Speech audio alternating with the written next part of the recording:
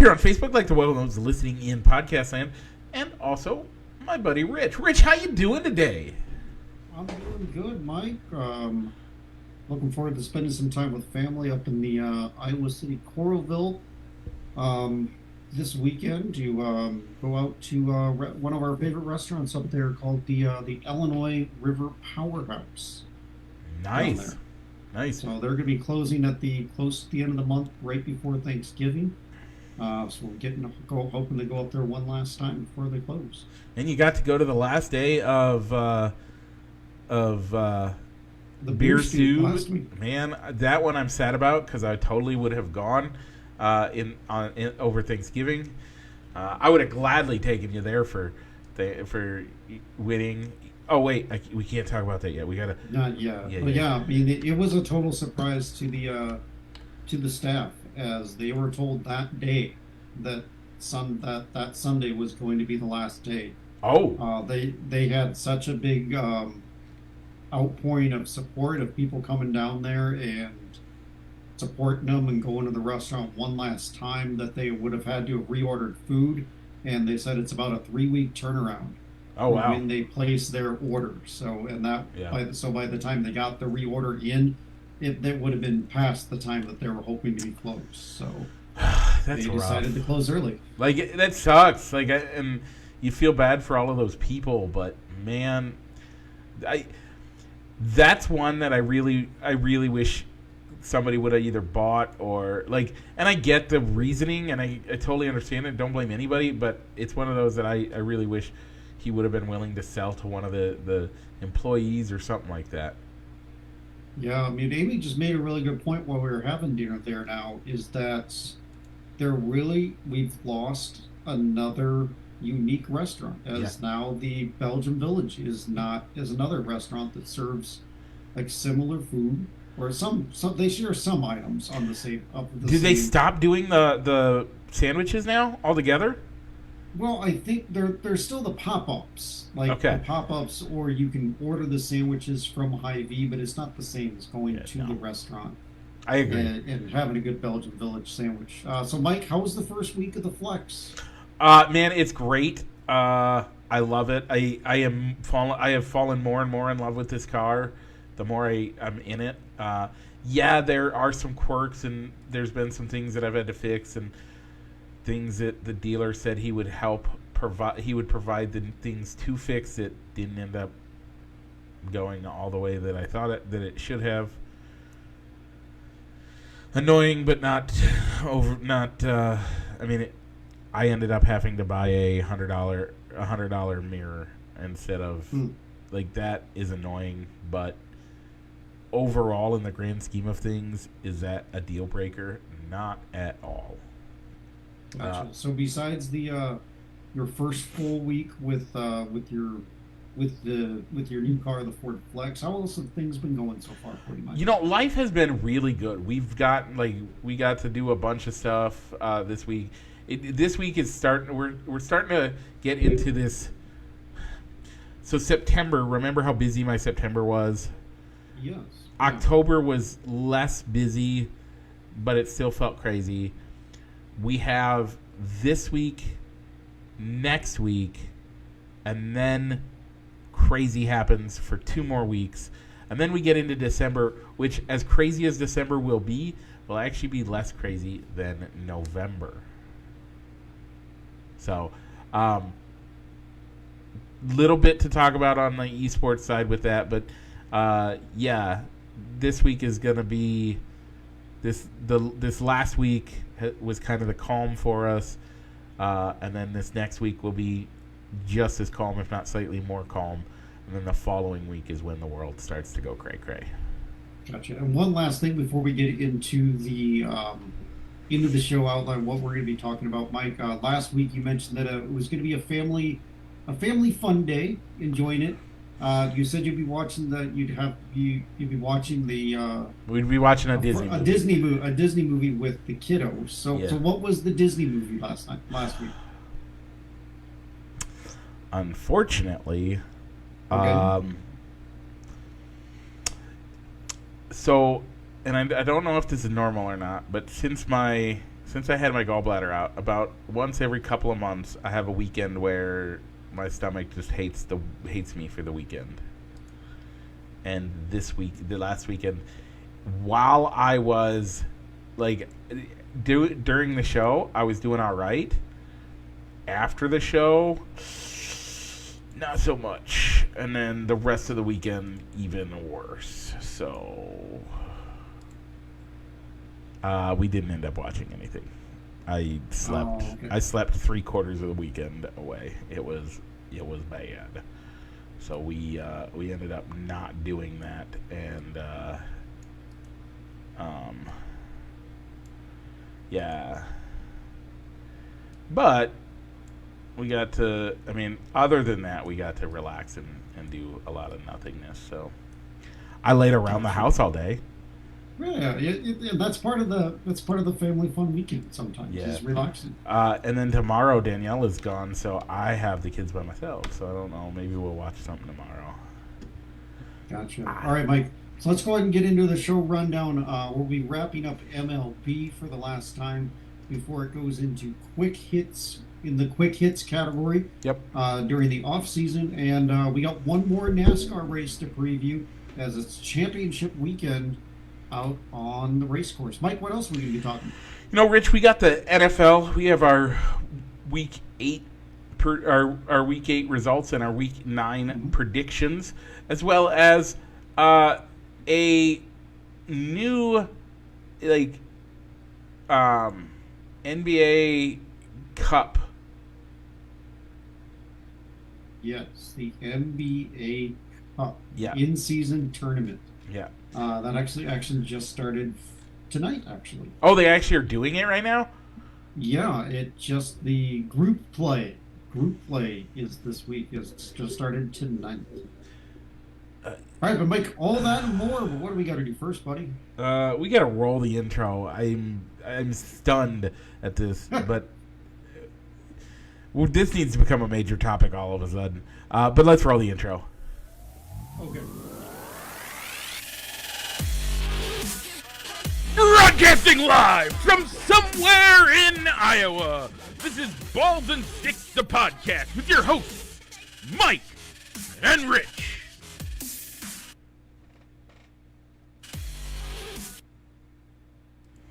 Okay, we're back. Wow. But before we get into sports stuff, let's talk poll question.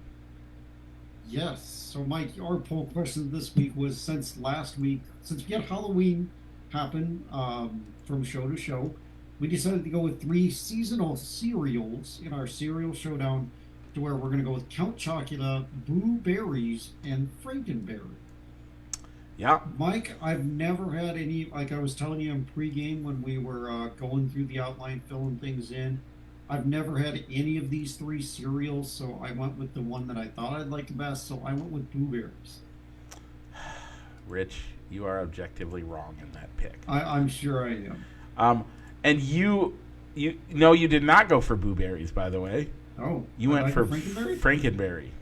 Oh, okay. I don't know. Overall, I don't really like my cereal to be chocolatey, so I went with one of the more fruity flavors. Okay. Well,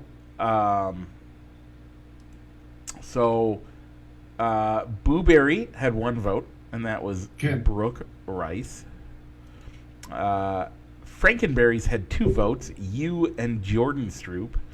And Count Chocula wins with 6 votes, including my mother, my sister, Mike Sable, Giselle Clements, and Josh Couture, along with me. Yeah, you guys, man. So, yeah, go Count Chocula. Yeah, what's funny though is that you said you had never had it, and I was trying to describe it to you. The best way I could describe it is take Cocoa Puffs, take the marshmallows from Lucky Charms, throw them together. Delicious. It's what the word you're looking for, Rich. Delicious. I'm sure it is. It's just I'm not. When it comes down to I'm choosing cereals. I just tend not to go with chocolatey ones. That's all. I suppose that's an option.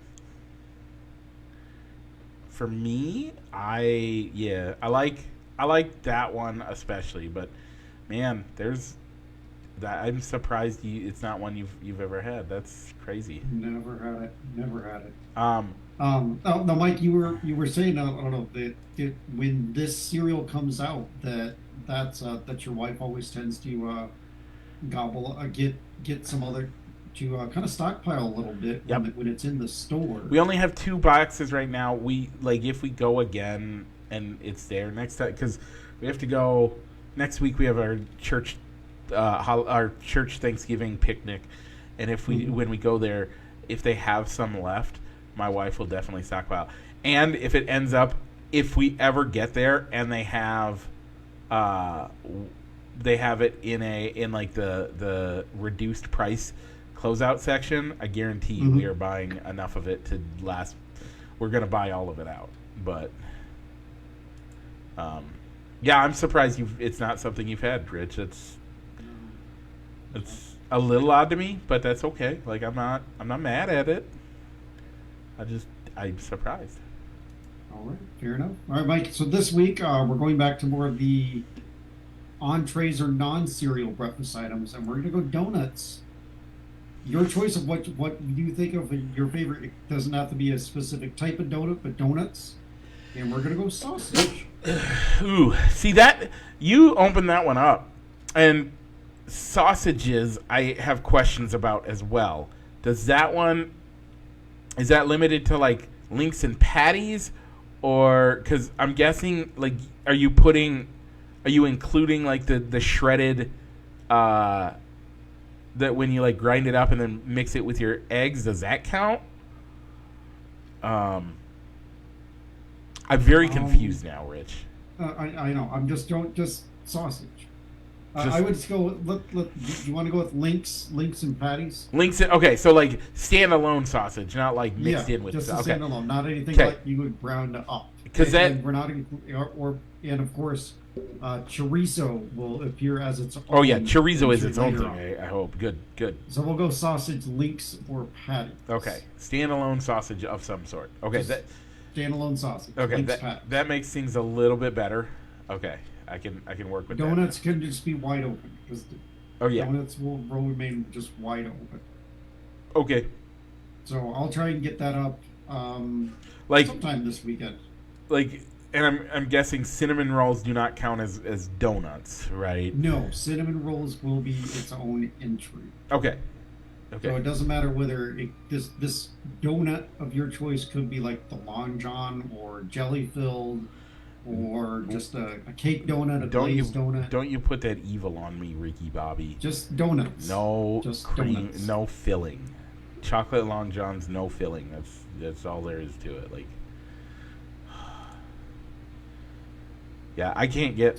Okay, but that's exciting. Okay, good. So the question, So we'll kind of go into next week. Save the discussion next week. Do you prefer your sausage and links or patties, and what's your favorite type of donut? Yeah.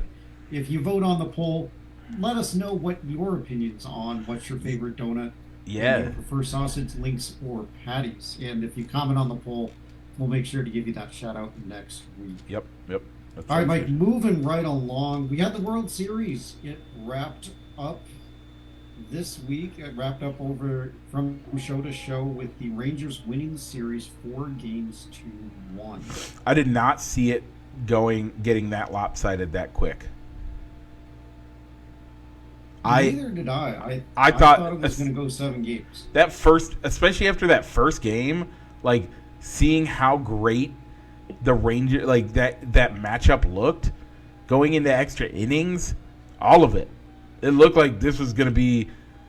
It was going to be the playoffs or the World Series that not only provides great entertainment but also has no hated teams / the fact that nobody, like, they're small market teams, if you will, small, no name, like, lesser excited teams, I guess. Yeah, I mean, this was a series where you didn't necessarily have a superstar or like a household name on the team. So, So you would say Corey Seager's not a household name when it comes to that? I would. I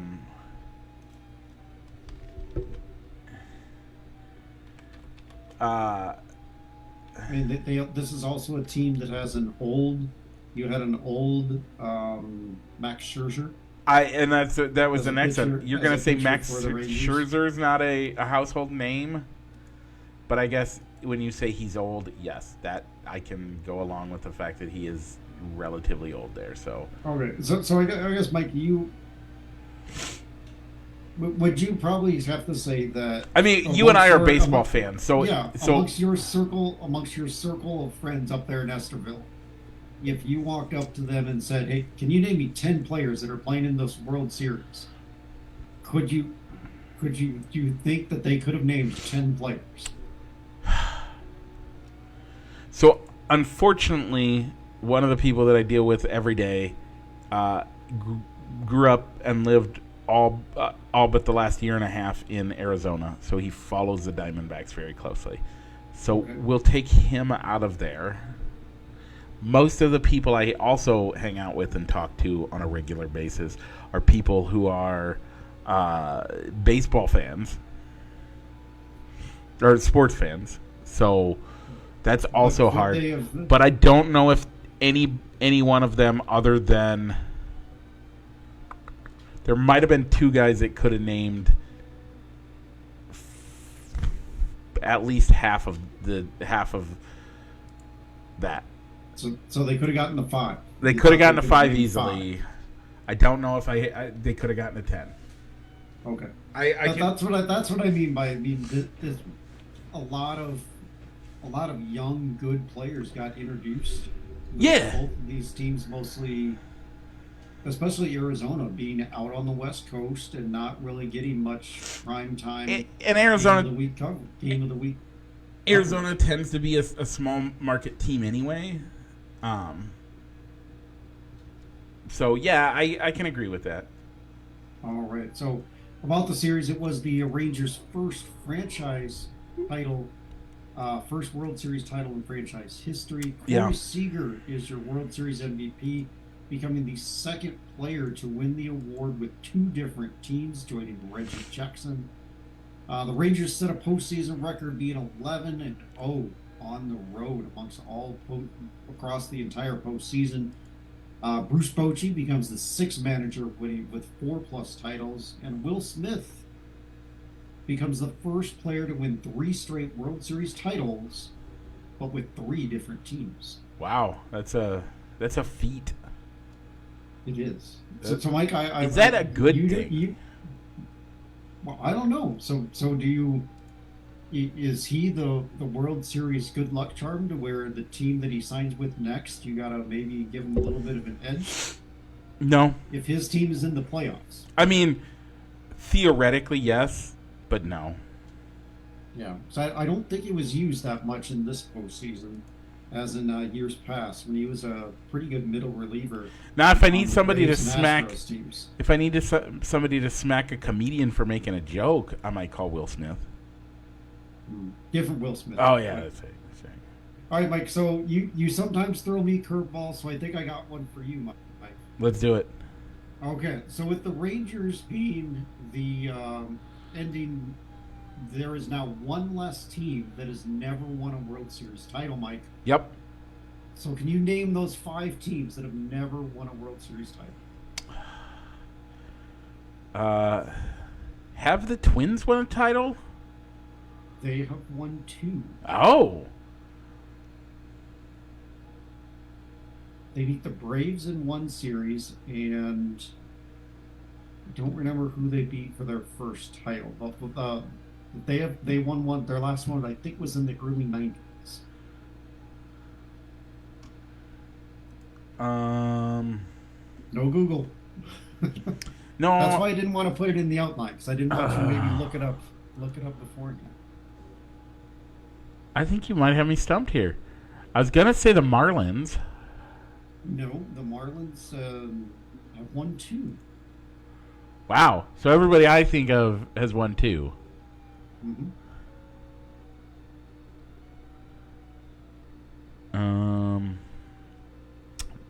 Angels? No, the Angels beat the Giants in the early 2000s. That's right. I remember that now. Man.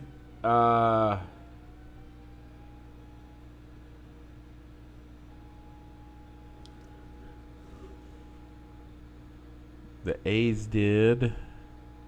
Mm-hmm. I'm trying to think of teams that.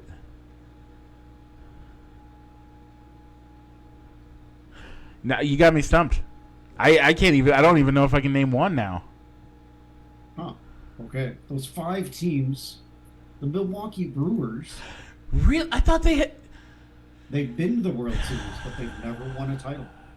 Okay, I thought they had won Tampa Bay one. Rays. The Tampa Bay Rays. Okay, yeah. The San Diego Padres. Oh, The Colorado Rockies. wow. Okay. And the Seattle Mariners. I thought the Mariners had. No. I legitimately was in my head. I was like, the Mariners. No, the Mariners had to have. Okay, Mike. So you have the Mariners, the Rockies, Padres, Rays, Brewers. This will be the last thing. Which one of those 5 teams has never been to a World Series? Well, I know that the Mariners has. I'm gonna say the Rockies. I'm gonna go with the Rockies. No, it's the Seattle Mariners. The Rockies got swept by the Boston Red Sox. Man. That was like in that would have been I think it was the '08 World Series. Okay. That's. Okay, well. Man. Yeah, that's all I got on the World Series. I'm surprised. I would have thought that you would have gotten one of the 5 teams that. Well, and I kept telling myself the Mariners, but I kept I'm like, no, I know that they had to have done it. Like, I legitimately sat here, like half the time I was came close sitting there, and I'm like,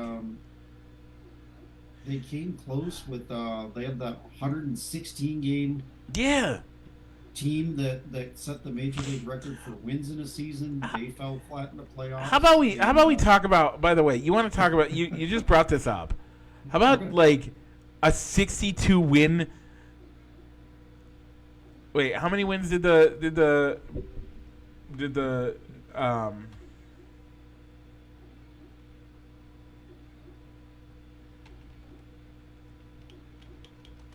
Rangers? What where are you going with this, Mike?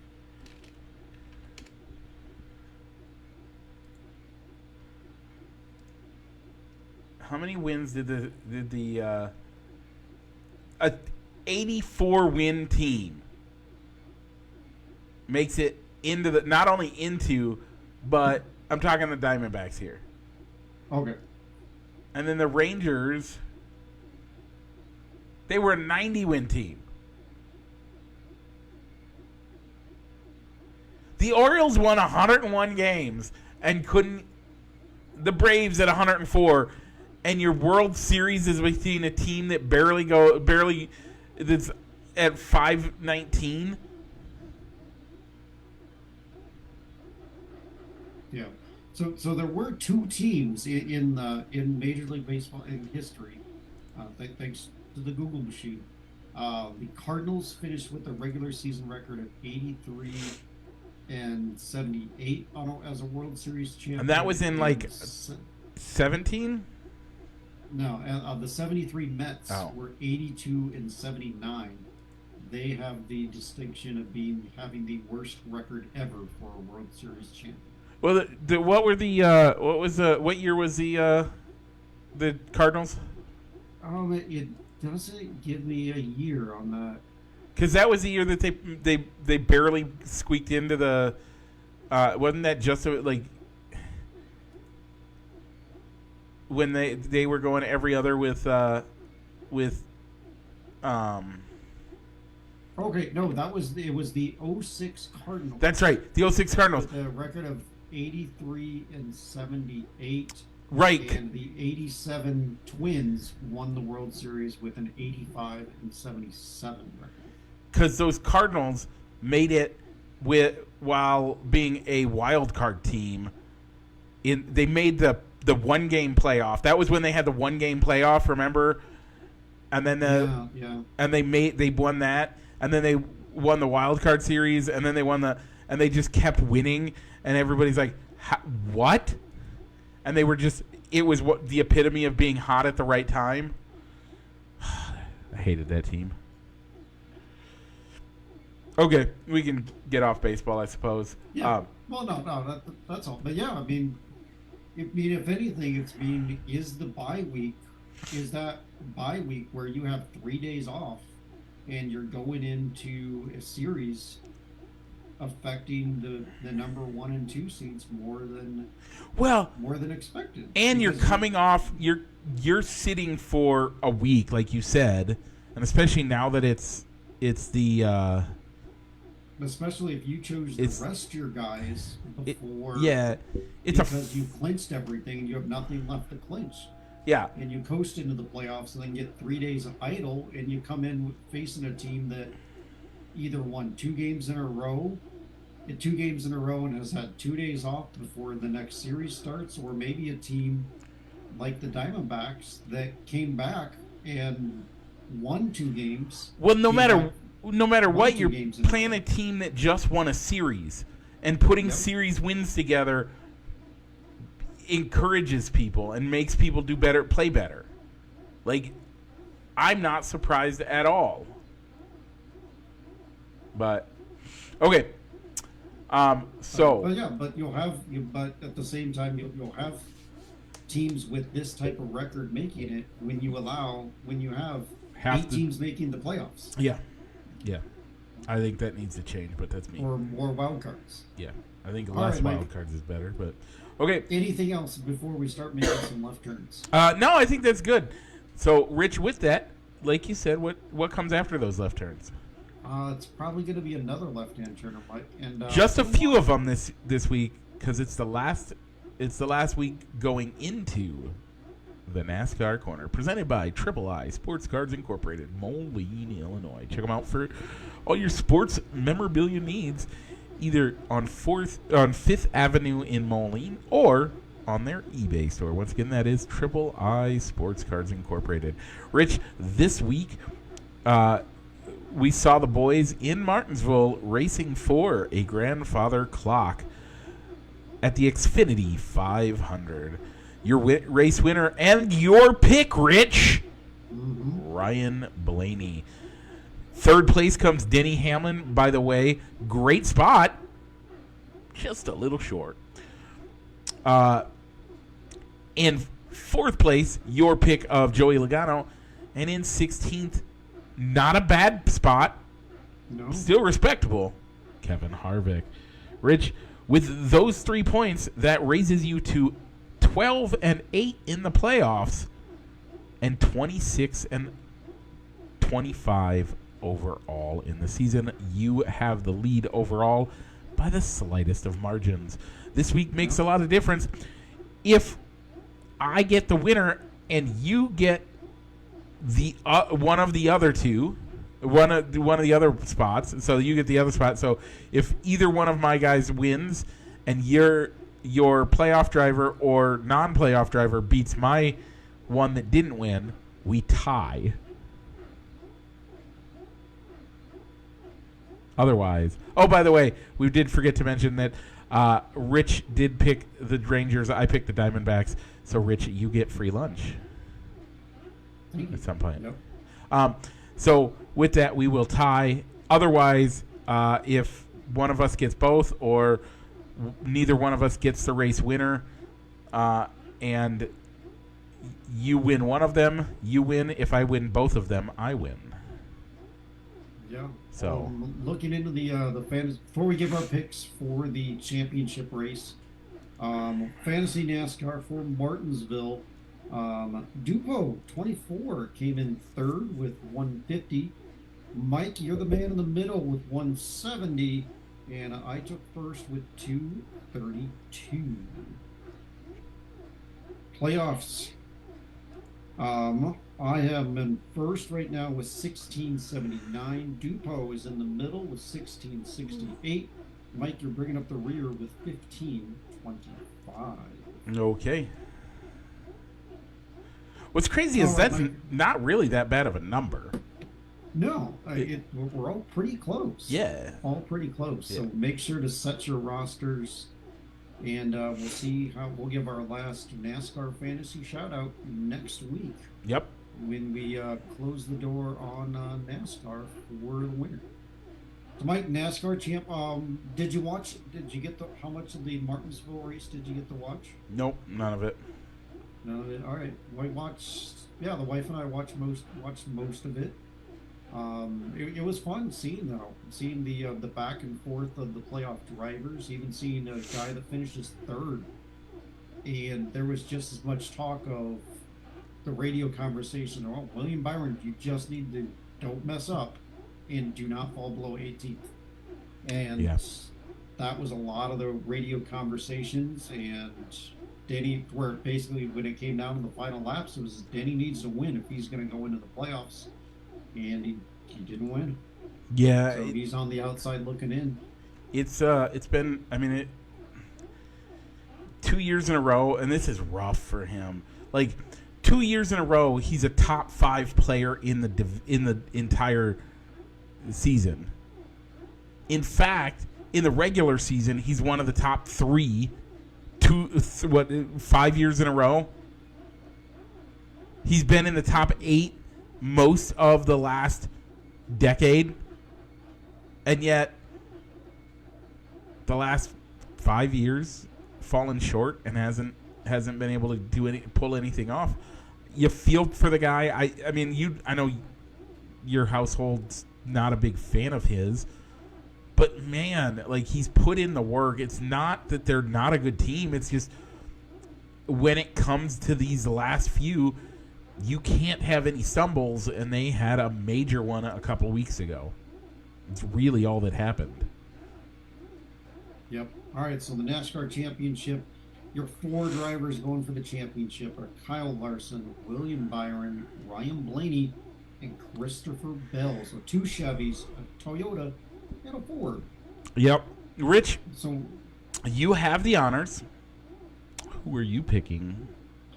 Well, Mike, it was kind of a process of elimination. I don't really want to see Hendricks Motorsports winning it. So for me, it came down to Blaney and Bell. So I'm going to go with Ryan Blaney. He's got a good track record there in Phoenix. So I'm going to go 2 weeks in a row for Team Penske and Ryan Blaney. So, Mike, that leaves you Byron Elliott and Christopher Bell. Who are you going to go with? I'm actually thinking I'm going to change from what I said pre-show. I'm going to go with Chase Elliott. Only because... Or Larson. Kyle Larson, sorry. There you go. Kyle Larson, that's what I meant. Kyle Larson. You said Elliott, by the way, too. That's why I said Elliott. Okay. But I'm going with Kyle Larson. Here's why. Statistically, the person that won the first round of the second to last round, the first race of the second to last round of that playoffs, of the playoffs, goes on to win the championship. Like 75 to 80%. Because the 3 weeks previously, the team's been focused on this race. They don't. What did Larson care last week? Larson's car could have caught on fire in the first 2 seconds of the race, and what's it hurt him? So you're saying since he won his race in Vegas, right? All the effort has been put into getting the car ready for Phoenix, right? No, he won before Vegas. Byron won in Vegas. Or no, Byron didn't win. Okay. Bell won in Vegas. Larson won the first one. of the final round. The first race of the final round. Here. He won. Yeah, he won Vegas. Bell was Miami. Okay, that's right. And then Blaney won Martinsville. Right. You're right. Okay, so Larson's last win in the playoffs as a winner was Darlington, which was the opening race of the playoffs. Other than that, he's gotten through on points. yeah, Byron, you're right. So you have both Byron and Larson, by virtue of Yeah. points and wins, have had the opportunities to have their car, to have their team sole focus on getting ready for right. Phoenix, since they haven't had to sweat out the results of, well, we need to make sure of having a good and ready car. Yep. For Miami, with Miami and Martinsville. Yeah, so he's not a bad pick. I like your logic on it. well, it just statistically that it shows that he's most likely to win. So I'm going to change it to that and go with statistics over hoping that for my buddies. If Solomon's, I guarantee you Solomon's pick is William Byron. That's his driver. And he would love to see Byron finally get a championship under his belt. But all right. So on the non-playoff side, I'm going to go with my favorite driver, and I'm going to go Ross Chastain. okay. Yeah, I'm gonna go with Chase Elliott. I'm gonna pick two Hendricks drivers. Needs something to hang his hat on for the end of the year. Their playoff. How they've done in the playoffs has not been great, and they need something to kind of make up for that. So. Okay. He needs something, and I think hopefully he can do something with that this week. I don't know. All right. And the other news that came out of NASCAR this week was Eric Almirola is retiring from SHR, and it sounds like this time it's for real, as he says he's wanting to find a better work-life balance. But he may still race part-time in 2024. But nothing has formally been announced as far as what races or which organization he could latch onto on a part-time basis. And I'm not surprised on that. This is a guy that had never done full-time, like NASCAR, full-time NASCAR, even in the Truck and Xfinity series, is a huge commitment. And it's hard to, like, I don't blame anybody for having a hard time with it. So yeah, I can totally understand getting in and doing a couple years of full time for this. No, I'm sorry. I was thinking AJ Allmendinger, not Eric Almirola. Yeah, the Dinger's rumored to be going back down to the Xfinity series. Right. AJ Allmendinger, or wow. Almirola. I mean, this was a guy that last year announced that I'm gonna step away. Yeah. And then he had a change of heart. I think it might have been his sponsors convincing him to come back for one more year, or Tony Stewart, but he did come back for this year. And I think he has young babies at home, and it's one of those things that his family is like, Eric's been doing this for a long time. And so, yeah, I don't blame him. It's time to... You got a young family. You got to enjoy them. Like, Rich, even with just your wife, could you imagine being gone as much as these guys have to be gone for work every year? Just in a year. Not, like, the weekly commitments that you have. And that doesn't even... like... That's just the racing side is only part of it.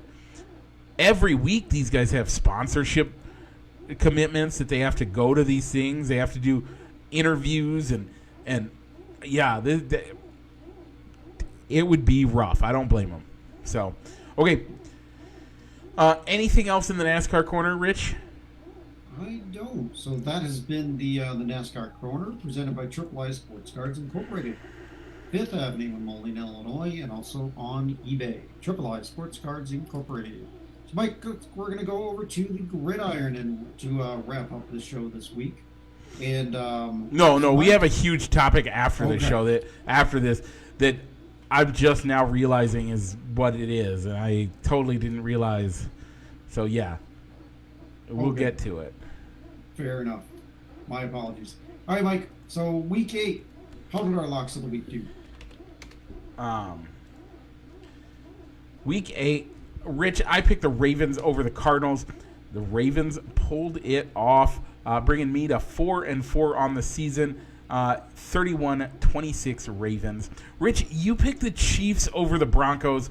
Not only did the Broncos pull it off, they actually really stomped on the Kansas City Chiefs. 24-9. This is the first time since I think I had read 2015 that the Chiefs have been held to no touchdowns in a game. That wouldn't surprise me. And I think it was like 16. It was their first time in 16 games that they beat the Chiefs. Yeah, this is in well. 16. Yeah, in 16 matchups, so 8 years it's been since the Broncos have beaten the Chiefs. This was their Super Bowl. Yeah, that's going to be one thing that's going to be, if anything, that's going to be one thing that Sean Payton can bring back to the fan base. Say, hey, we beat the Chiefs this year. Yeah, that is he has a good bright spot for them. He has guaranteed himself at least 2 more years of goodwill, I would say. Before the fan base starts questioning, I thought we're paying you the team's paying you how much? Yeah. How much to be the coach, and we're still not seeing the results. But now, Rich, that does bring your record for locks of the week down to 3-5. Rich, how did them upset specials do this week? Well, Mike, your upset special did not come through as you had the Browns over the Seahawks. It was a close game though, but it was 25-20 Seahawks. You're sitting at 500. I legit thought they were going to pull that one off. But yeah. All right, my upset of the week was the Bengals over the 49ers. In this one, I thought that this was going to be a close game, but the Bengals won 31-17. Yeah. Improving my mark to 6-2. Yeah. Okay, Rich. We both picked the Chargers to beat the Bears, and they did. I'm at 5-3 on the season. You are at 500 on the season. Rich, Thursday night we looked at the Titans and the Steelers. Rich, I picked the Titans. You picked the Steelers. The Steelers pulled it off, bringing you to 8-1 on the season, and I dropped down to 6-3. Yeah, after seeing how well Will Levis did, I don't remember who they played. But yeah, in Will Levis's rookie debut, 4 touchdowns. I was a little bit worried, and seeing that Kenny Pickett, it might be Mitch Trubisky starting on that Thursday night. I was a little bit weird. I was starting to see your ways and saying Titans were going to win. But the Steelers still pulled it off. I didn't watch the game because I didn't have an interest in watching either of these teams. You hate one of these teams, and the other team you're indifferent towards. So yeah, I do. Yeah. So, Mike, do you want to give our Week 9 predictions, or do you want to talk about the NFL news that happened? Yeah, I kind of want to talk about it because it was that the Monday night or the Sunday night game that had It was they played the Lions. Yeah. It was the Raiders. The Raiders did play the Lions. Yeah, the Raiders played the Lions and lost, but even still, they looked bad. There was some very bad stuff. So regularly, because growing up for me, football was a way that me and my dad connected. and we would sit and watch games together. And so I called my dad in the middle of the game, and we talked for a little bit while we watched. And I said, man, if Josh McDaniels doesn't get fired in the next couple weeks, I'd be surprised. Legitimately, before the plane landed, it might have even been before they took off. Josh McDaniels gets fired.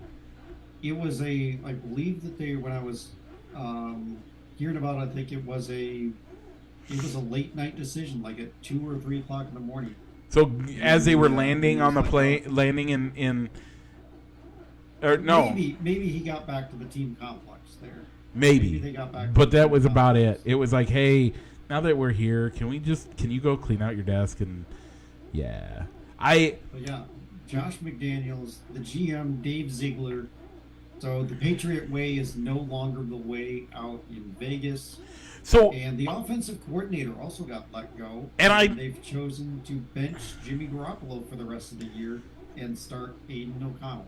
That, again, makes me happy because I also said in watching that game, you could see Jimmy G making decisions that were terrible. And I said if he plays another down, if he starts next week, Josh McDaniels gets fired. So what I think probably happened is they called him in and said, so what's this week's plan look like? Who's taking the ball? And when they didn't say somebody other than Jimmy G, they said, okay, you got to go. But yeah, when you've got guys when you've got your veteran leaders not wanting to necessarily throw the coach under the bus, but after he's already been fired, he's out the door, them saying, yeah, it was time for a change. That I guess once again Josh McDaniels shows that he just doesn't have the makeup to be a head coach, as this is the second time that he's gotten fired after only going through a season and a half. Yeah.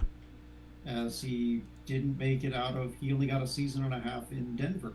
Yeah, as well. Not to mention the Colts fiasco when the fact that he got a job after that is nuts to me.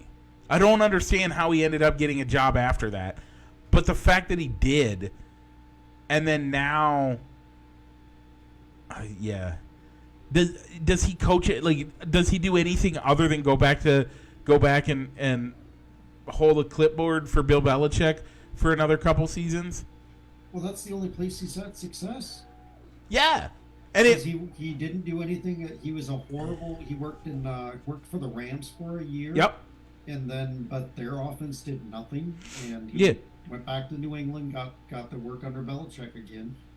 Outside of Boston, he just hasn't been able to have any success either as a coordinator or as a head coach. Right. So, what's your solution here, Rich? You're Josh McDaniels' agent. Do you do anything other than say, hey, let's call Bill, see what's going on? We're gonna hold this clipboard. Because Bill's proven that he can come back anytime he wants. Yeah, even if he'd probably have to go back as a quarterback coach right now. At best. Right, like as a consultant. But if Bill O'Brien sticks around for a couple more years, he'd be the quarterback's coach or like maybe special teams. Maybe. Or special assistant I think he ends up with a job like special assistant to Bill Belichick or jockstrap holder for Bill Belichick offensive consultant. Right. It's going to be something stupid like that is truthfully a no real, like it's just a job in title only, and it's him being Belichick's right-hand man is all it really is. How many more years does Belichick have, though? That's between his age and the talk, all they've done post Tom Brady. The talk is this his last year? So does Bill say, okay, like does he bring him on even as a part-time or as a consultant now? even though for the next, like, you don't know if you're even going to have a job at the end of the year? I don't know. If you're... I Go ahead. Yeah, I'm not sure. I think there's still part of me that thinks that it's not going to be Belichick getting fired. It's either going to be him stepping down or it being a gradual transition. Like maybe he says that I want to focus more on coaching, so we're bringing in so and so to be to handle the operations side of the football field. I think it's the opposite. I think but he wants to step away. I think he steps away from the coaching and he takes on the management side more. So he goes more to the front office Yeah. side instead of staying on the sidelines. Yeah. That's fair. I mean, but I think if New England stays internal, they'd have to go with Bill O'Brien. Yeah. But again, Rich, here's a question, and you can use the Google machine on this one. Okay. Okay. I'm gonna challenge you on this one. Sure. When does Bill Belichick's contract end? Nobody knows. Okay. How much is it worth? Nobody knows. Okay. How much do they pay him if they have to release him? I don't know. Nobody knows. So the fact of the knows. matter is, here's what's going to happen. The end of this season, he's just going to announce, I decided that, the contract's up. We're not going to renew this contract. I'm gonna take some time with the girlfriend, my smoking hot girlfriend, because he's dating some model of some sort. Like, right? Isn't he dating some model something or other? I think so. And we're gonna go enjoy some time on a boat. And it's just gonna be he's done. It's not he was fired. It's not. It's my contract was done. And they're gonna say, so coach, are you retired? No, my contract was done. We decided it was time for me to not renew. I needed a bit of a break. Oh, so what are you doing? Yeah, we're gonna take some time off. I'll let you guys know. Or it'll be, well, I'm focused on the boat. Okay, coach, but what boat? I'm looking. We're focused on the boat. my boat. You have a boat, coach? I'm focused on. I never said that. Okay, but that's what's gonna happen. All of a sudden, he's gonna at the press conference. He's gonna be like, "Yeah, I'm. This is my last press conference. I'm out." And everybody's gonna be like, "Okay, but what happened? Did you get fired?" Nope. We decided to not renew the contract. Oh, the contract ended? That's not what I said. And we're going to be stuck in limbo, and he's just not going to be coaching anymore. And that's fine, but that's just, to me, that's what's going to happen. Okay. All right. So we know we've already kind of talked at length that we know that we think, or that Eberflus should be on the hot seat if he isn't already. And we've had McDaniels fired, and maybe Bill Belichick is a little bit of a hot seat. Yeah. Can you think of any other guys that you think could be the next coach to go? This is one, and this is me hoping. And I'm 100%. This could be me hoping beyond hope. Okay. Riverboat Ron. That's the one guy that I had in mind as well. And you got a new ownership. They just traded away his two really big defensive pieces. And this is why I'm saying my hope beyond hope. If he is available in the offseason, isn't it time for Riverboat Ron to come back to Chicago, the team that he won a championship with, as a player? Yeah, he was also on the defensive staff for the last Bears team that went to the Super Bowl. Like, doesn't it make sense? It's time for Riverboat Ron to be on the Chicago River again. You know, would you want him as the head coach or the defensive coordinator? I think he's proven himself that if he has, so here's what has to happen. Okay. I think you hire him and you say, who do you want to work with as your GM? No, we're not going to give you the Bill Belichick keys to the kingdom. But we want you to pick your GM, someone you know in the league, or maybe not in the league, but somebody who's available at the moment that you know you can work with as your GM. And you and him are going to work on how to get this team back into contention. Riverboat Ron is the key. That's where I think you got to go. All right, I don't mind it. Unfortunately, at least publicly, Ryan Poles is coming out in supporting Eberflus. There's no talk of, well, he's got to prove something. We're still working with him. There's still the public persona of, I believe in Matt Eberflus, and I think he's the guy that can get the Bears back on track. Here's the problem with that. You have to. He has to do that. Yep. By all means, yeah, he has to do that. That is his job. Like, his job is to do nothing but show support. He can't not show support. It is also his job that behind the scenes he's talking to Washington and saying, okay, are you guys firing Ron? Is Ron out the door? Because if Ron's out the door, we need to know. Yeah, by all means, if Eberflus returns, his coordinators are not. He's going to have new offensive and defensive coordinators. Right now he doesn't have a defensive one. If he returns, Lou Getze comes back for a second season. What does he have to do next year? Like, legitimately, what does he have to do next year? And if he returns, is it with Justin Fields? Or is it without Justin Fields? That's another question for the offseason. Do you pick up the fifth-year option? Or do you decline the fifth? Or do you make him a free agent and start over with a rookie quarterback? I think it's a little early for us to full-on speculate on it. I think... Yep. And I said this week, so I'm going to say it here just to get it out there. I think Justin Fields is an amazing quarterback.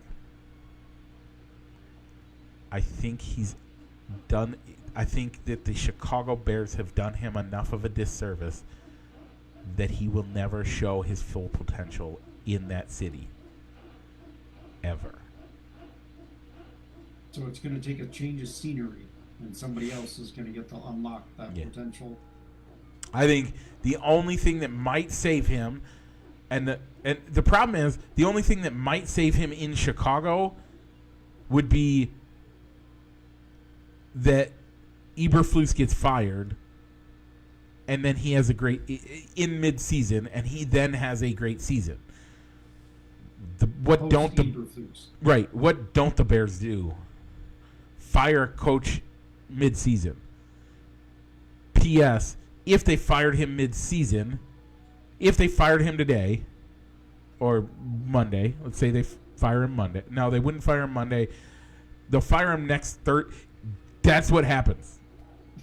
Next Thursday, the game ends. Ron or Matt, come see me in my office. Okay, we're going to take a week and a half. We're going to find somebody else. Thanks, bye. They have a week and a half. They hire a guy. They bring in an outsider. They do exactly what isn't that what Denver did? They brought in what's his face? Who'd they pull in to as interim head coach? I believe Rick Studerville was on staff as a position coach. Oh, okay. He was like the running back coach. Right, running back coach from the Raiders. Antonio Pierce from the Raiders was a linebackers coach. Oh, okay. But they're letting him be their interim head coach. Right, okay. So it's the interim head coach. So, yeah. Okay. Sure. You tab the special teams coach. Sure. Somebody. But it won't be Monday because they can't. Monday to Thursday isn't enough time. You can't do it. You can't do it tomorrow night, right? Probably not. You can't do it after the games tomorrow because there's not enough time to be ready for Thursday. Whatever ready looks like, even under Matt Eberflus. And you can't do it, so you do it Thursday night, where you then have a week and a half. You take the time, you figure out what's going on, you're good to go. I think that's, to me, the best solution. When else are you going to fire him? I still don't think the Bears would do it. I really don't. Well,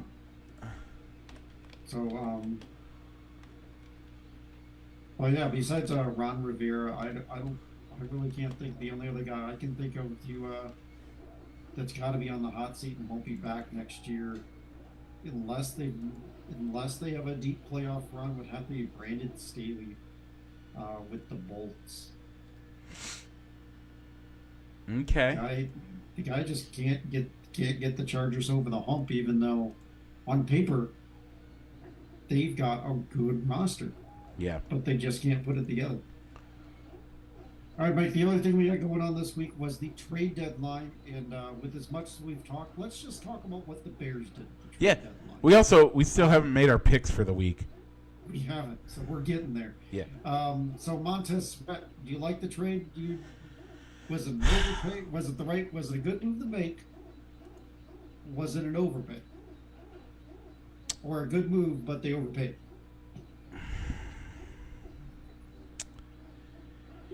This, to me, feels like a desperation move from a GM that knows he has to do something. He has to show that he's trying to make this team better. Right? Like, if he doesn't actively make this team better, if he didn't do something to actively make the team better in this series or in this season, likelihood is he ends up out of the season, right? At the end of the season. That doesn't mean that this saves it.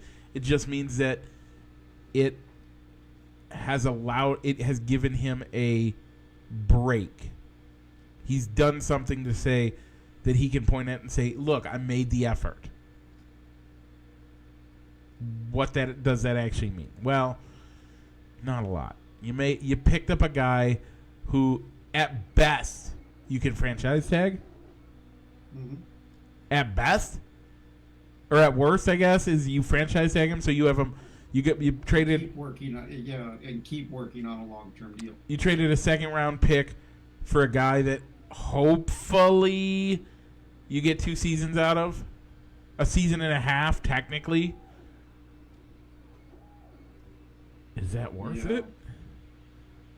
I'd say so. I gotta say no. I mean, the Bears don't have the greatest track record when it comes to draft picks, but at the same time, that second-round draft pick, we saw what the second-round draft pick could have been this year if we hadn't traded it for Chase Claypool.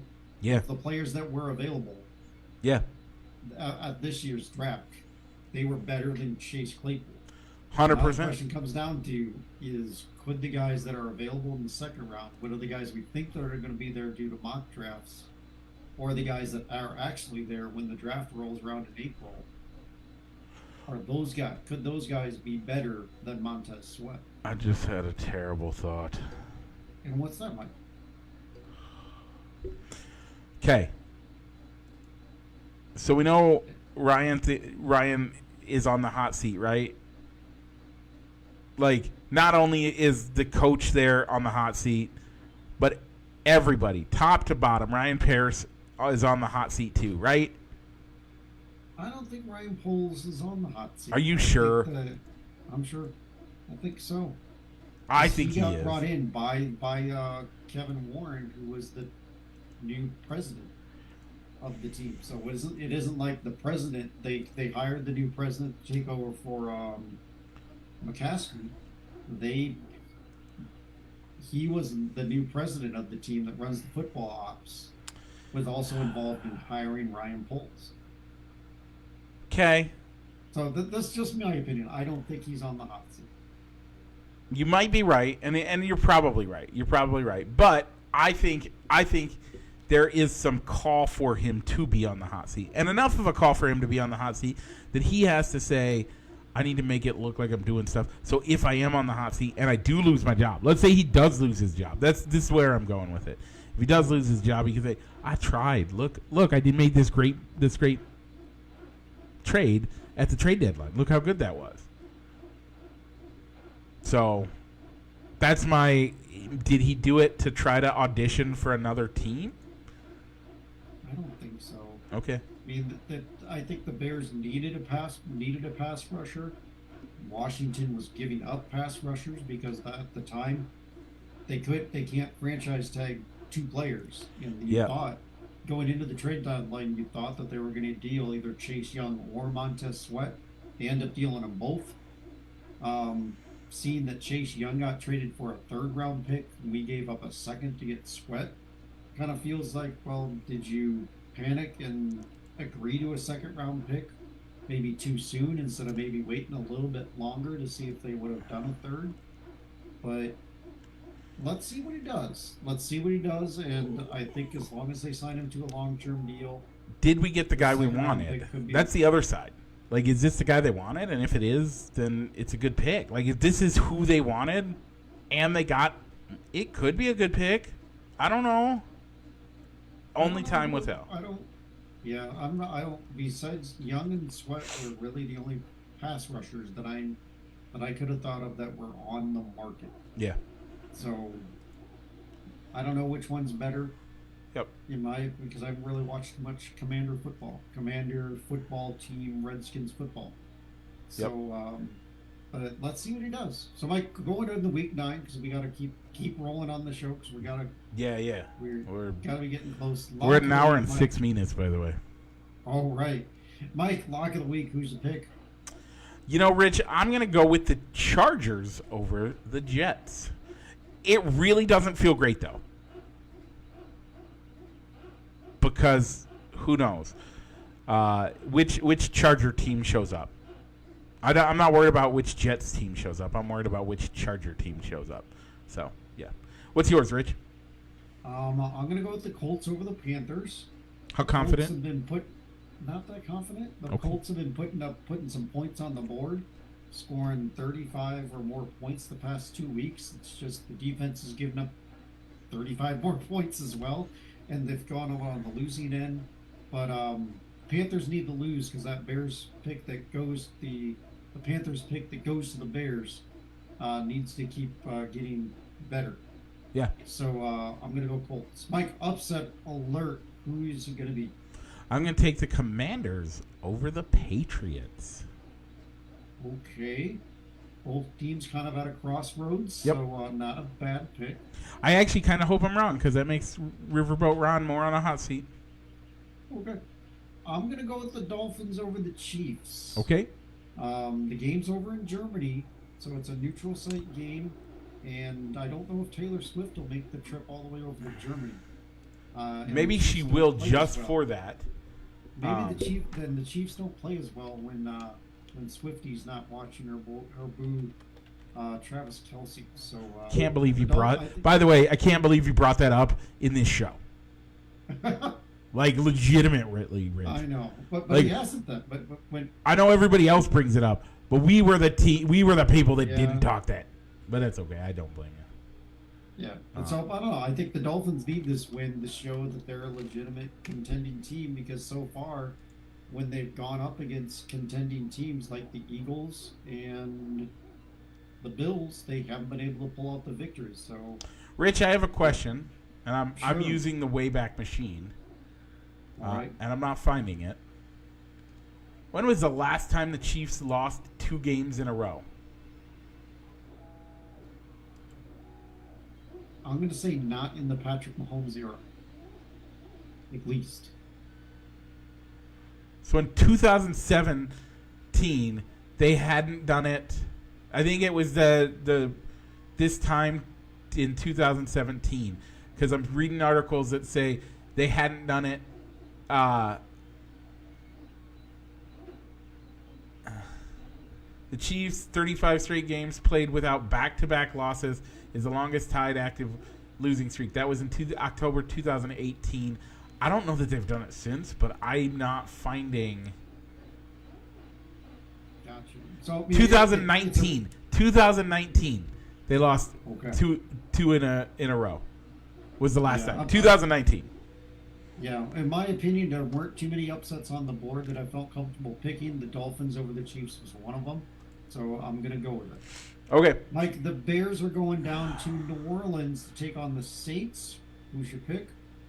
Well, I mean, is there any... it's the Saints. Like, come on now. All right, I agree. And then Thursday Night Football over on Amazon Prime. Why did Amazon... The Panthers. The Panthers. So this is a lose-lose game, right? I see you. So you say lose-lose. I say win-win. I mean, it's one in the same.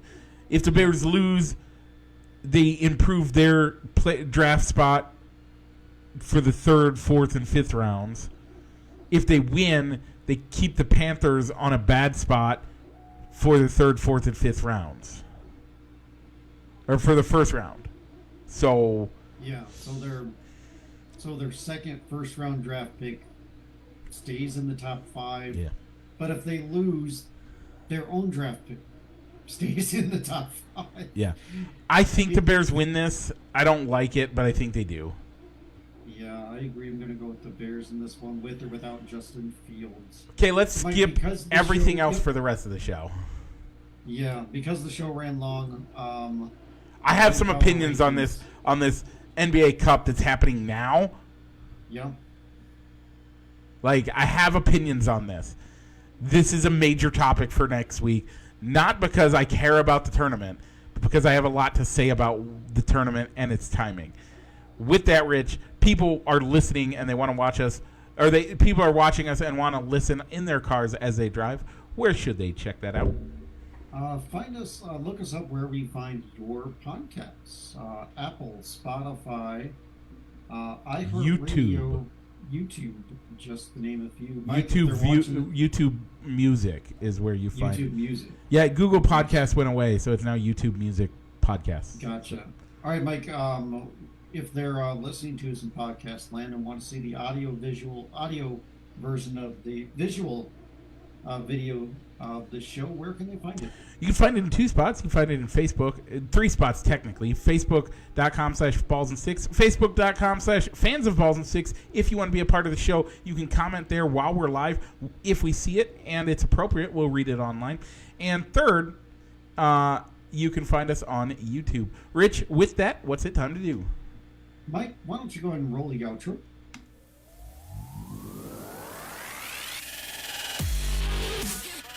Broadcasting live from somewhere in Iowa. This is Balls and Sticks, the podcast, with your hosts, Mike and Rich.